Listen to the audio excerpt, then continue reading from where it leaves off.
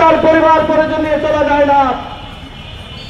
বলেছিলাম হোটেল সেক্টরের শ্রমিকদের বাঁচার মতো 30,000 টাকা মজুরি নির্ধারণ করা।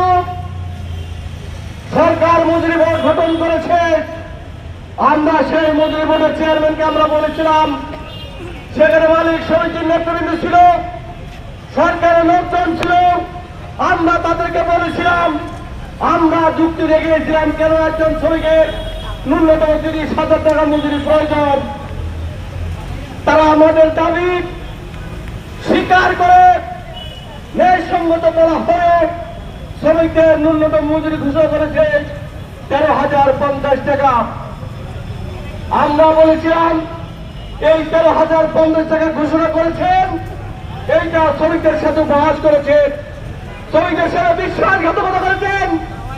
তারপরে আপনি যে মজুরি নির্ধারণ করেছেন, ঘোষণা করেছেন, এটি অবিলম্বে কার্যকরী করা হোক। আমরা দেখলাম সরকারের কোন সংস্থার পক্ষ থেকে এখনো এই গেজেট কার্যকরী করার পদক্ষেপ গ্রহণ করে নাই, যার কারণে সারা দেশের শ্রমিকদের আজকে ক্ষোভ বিক্ষোভের উত্তাল। আমরা আজকে এই সমাবেশ সেজন্য আহ্বান করেছি।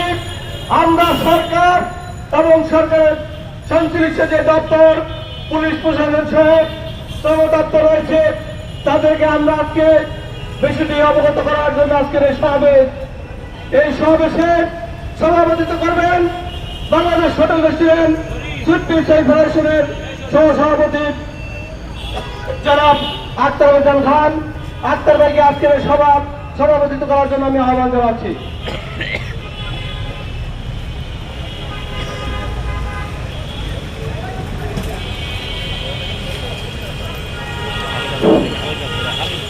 ধন্যবাদ।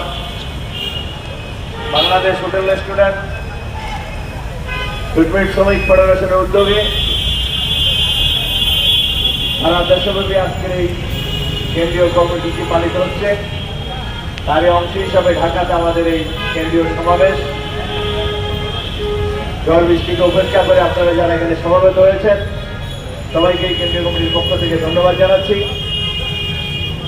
প্রিয় বন্ধুগণ, আপনারা শুনেছেন হোটেল শ্রমিকদের বর্তমান দুরবস্থার প্রেক্ষিতে